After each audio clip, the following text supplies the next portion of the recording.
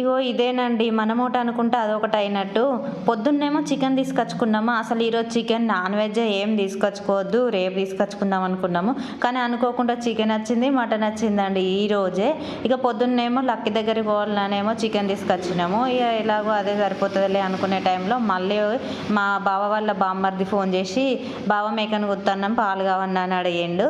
ఇక మా బావ ఏం చేస్తాడు, సరేరా మొత్తం అయితే వద్దు కానీ ఒక సగం కావాలని అడిగిండు. సగానికైతే ఇక తీసుకొని వచ్చిండు అన్నట్టు. సగం అంటే ఒక కేజీ అట. ఇదైతే కేజీ అయితే అవుతుందండి. ఇందులో మటన్ కంటే ఎక్కువ కొవ్వే వచ్చిందండి. చూసిరా కొవ్వు పీచు దాదాపుగా ఇది హాఫ్ కేజీ అవుతుందండి, అంత ఇంత కాకుండా. ఇక చూసిరా ఇక మా బావ ఏదైనా సరే అండి తినుడు తెలుసు కానీ కడగడం అయితే అస్సలు రాదు. ఇందులో వచ్చిన బోటు పేగులు కూడా నేనే కడిగిందండి. ఇక నేను అన్ని కడుక్కొని అవన్నీ ఫ్రెష్ చేసుకొని వచ్చేసరికి ఆయన అయితే తాలింపు అయితే పెడతాడు. మా బావ ఎలా హెల్ప్ చేయకుండా పర్వాలేదు కానీ వంటలను అయితే ఖచ్చితంగా చేస్తాడండి పాపం. ఇది కూడా హెల్ప్ఫుల్లే కదండి వంట చేసి ఇట్లా హెల్ప్ చేయడం అంటే. హెల్ప్ చేయడం అంటే మామూలుగా హెల్ప్ కాదండి, మొత్తం ఇక కర్రీ మొత్తం అయిపోయాక ఆయనదే పై చేయి ఉంటుంది. ఇక నేనైతే మామూలుగా అది ఇది అందియడం పక్క నుండి చెప్పడమే సరిపోతుంది. మళ్ళీ మా మహేష్ గారికి ఏంటంటే డాడీ నువ్వే వంట చేయి, నువ్వే వంట చేయి అంటది. మరి అదేందో నాకు అర్థం కాదు. ఆమెకు అదొక పిచ్చి అన్నట్టు. మరి ఎందుకు వాళ్ళ డాడీ వంట అంత నచ్చుతో తెలియదు. మరి డైలీ మీ డాడీనే చేయనొచ్చు కదా, నన్ను ఎందుకే ఏమన్నావు అని అంటే, ఇక మా డాడీకి ఇవైతే నచ్చు అవి రావు కదా, అందుకే మా డాడీనే వంట మా డాడీ మంచిగా వంట చేస్తాడని పక్కకుండా అయితే సలహాలు ఇస్తుంది. ఇక మధ్యలోనే వాళ్ళ డాడీ ఏం చేసిండు, కర్రీ మొత్తం కాకముందే వదిలేసి బయటకు అయితే వెళ్ళిండు. ఇక ఇట్లా చేయి అట్లా చేయి అని అయితే చెప్పేసిపోయిండు. నేనైతే ఇక మీ డాడీ వేయండి కదా, మరి ఇప్పుడు ఎవరిదే వంట నాదే అంటే, ఇక ఏం చేస్తాను తప్పుతుందా, నువ్వు వండినాక తినకపోతే ఇక రోజు నువ్వే కదా వండేది వండు అని అన్నది. నేనైతే పైన వాటర్ ఎందుకు పోస్తాను అంటే, కర్రీ కొంచెం మనం ఉప్పు కారం అన్నీ వేసుకున్నాక పైన వాటర్ పోసి పెట్టుకోవాలండి. ఈ వేడి వాటర్నే అందులో వేసేసినాం అనుకో, మనం మామూలుగా ఆ పీస్ అనేది ఏంటంటే చన్నీళ్ళు పోసినప్పుడు ఇట్లా గట్టిదనంగా అయిపోతుంది. అలా కాకుండా వేడి నీళ్ళు పోతే ఏమవుతుంది, కూర కూడా తొందరగా ఉడికిపోతుంది, మరి టేస్ట్ కూడా బాగానే వస్తుందండి. నేనైతే ఎప్పుడు non veg curry chicken mutton ఇట్లానే వండుతా. ఇక నాకైతే వంట వచ్చేసి అయితే మా బావే నేర్పిండు అనాలి. నాకైతే పెళ్ళి కాక ముందు అసలు వంటలు రావు, గ్యాస్ పొయ్యి దగ్గరికే పోయేదాన్ని కాదు నిజంగానండి. అసలు ఏ అమ్మాయి అయినా అంతే కదా, పెళ్లి తర్వాతనే అన్ని పనులు నేర్చుకోవాల్సి వస్తుంది. ఫైనల్గానైతే కర్రీ కూడా కావడానికి వచ్చింది. ఇక కొవ్వు పీసులు అన్న కదా అండి, కొవ్వు పీసులు నాకైతే ఎందుకు కొంచెం నచ్చుతాయండి. మరి అది ఆరోగ్యానికి మంచిది కాదని తెలుసు, కాకపోతే అది అంతే ఇక నచ్చుతుంది, తినాలనిపిస్తుంది. ఇక కొన్ని అయితే అట్లా వేసిన, మొత్తానికైతే వేయలేదు. మా బావ అన్నాడు కదా ఈ మొత్తం వేయకు, కొన్ని నీకు సరిపడని వేసుకో అని అన్నాడు. ఇంకా ఫైనల్గానైతే కొన్నే వేసిన, కొన్ని బాగానే అనిపిస్తాయి కదండి, కొన్ని అని అనుకుంటే కొన్నేనండి అవి, కొన్నే వేసిన. తర్వాతనైతే కొత్తిమీర అయితే వేసేసుకున్నాము. మంచిగా ముగ్గురమే కదా ఉన్నది, ఇంట్లో కూర్చొని ముగ్గురం కలిసి తిందాం అనుకున్నాం. ఇక మా బావ అయితే బయటికి వెళ్ళిండు కదా, నేను వైష్గాడు కలిసి అయితే తిందాం అనుకున్నాము. ఇక అన్నం అయితే పెట్టేసుకుంటున్నాం ఇద్దరం కలిసి. మా వైష్గాడు ఎప్పుడు అన్నం తిన్నా సరే అండి, అస్సలు ఒక్కతే తినడానికి ఇష్టపడది. ఇక స్కూల్కి వెళ్ళేటప్పుడు అంటే తప్పదు కానీ నైట్ పూట నేను తింటేనే ఆమె అయితే తింటుందండి. మరి ఆమెకు అది ఒక అలవాటు లాగా అయిపోయింది. ఇక ఆలోపే షాప్కి కస్టమర్స్ అయితే వచ్చారు, పిలుస్తున్నారు బయటనైతే. ఇక ఇదైతే మార్నింగ్ అండి, జనవరి 1 రోజు అన్నట్టు పొద్దున్నే లేచేసినాం. ఇక 5:30కి లేద్దాం అనుకున్నా కానీ ఇక 5కి అట్లా మెలకు వచ్చేసింది. లేచిన చూసేసరికి అయితే 5 అయితే అయిపోయింది. ఇక పొద్దున్నే డోర్ అయితే తీసి చూద్దామండి ఎట్లా ఉందో చూడండి, మస్తు చలిగా ఉన్నది.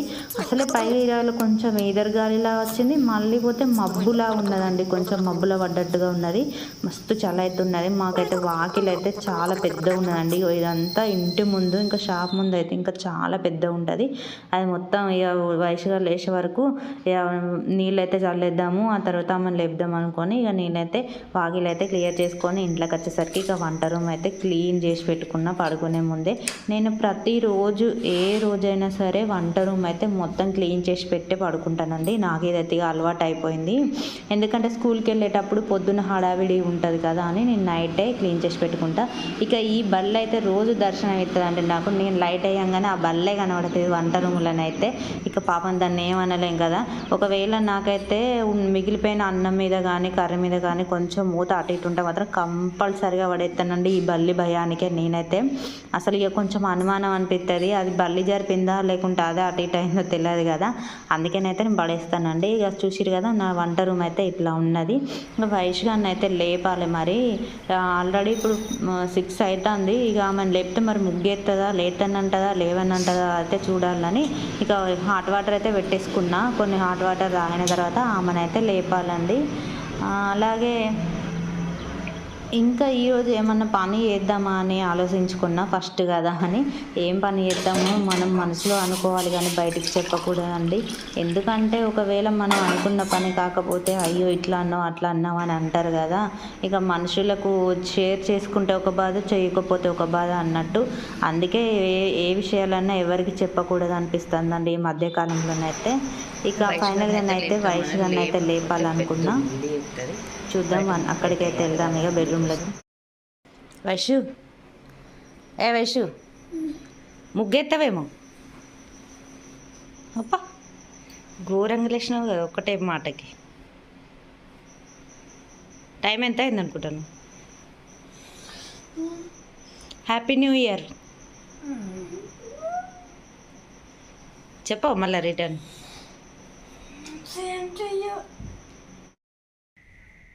ఏం ముగ్గెత్తు? చుక్కల ముగ్గేనా? కలర్స్ వేస్తా మరల్లా?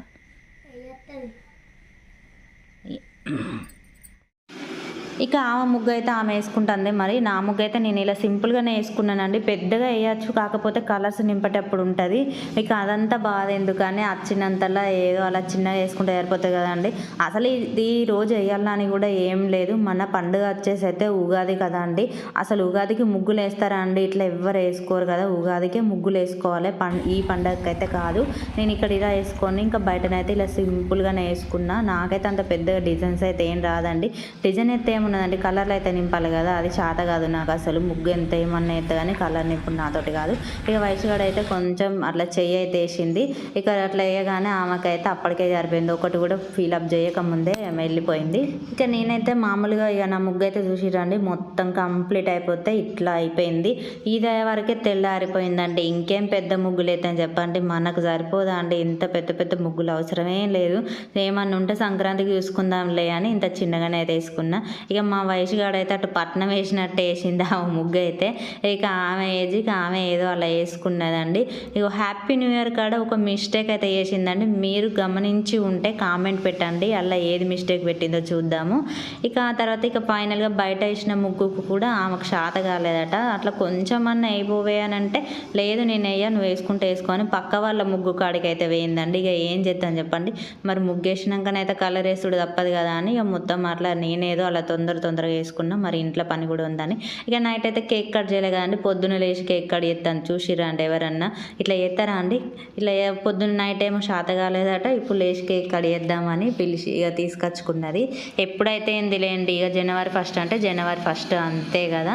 ఈ రోజంతా ఎప్పుడైనా కట్ చేసుకోవచ్చు అన్నట్టు. నేనైతే ఇక మా బావకు హ్యాపీ న్యూ ఇయర్ చెప్పేసిన, కేక్ కూడా తినిపించేసిన. ఫ్రెండ్స్ మన వీడియో ఎలా ఉందో వచ్చేసి ఒక లైక్, షేర్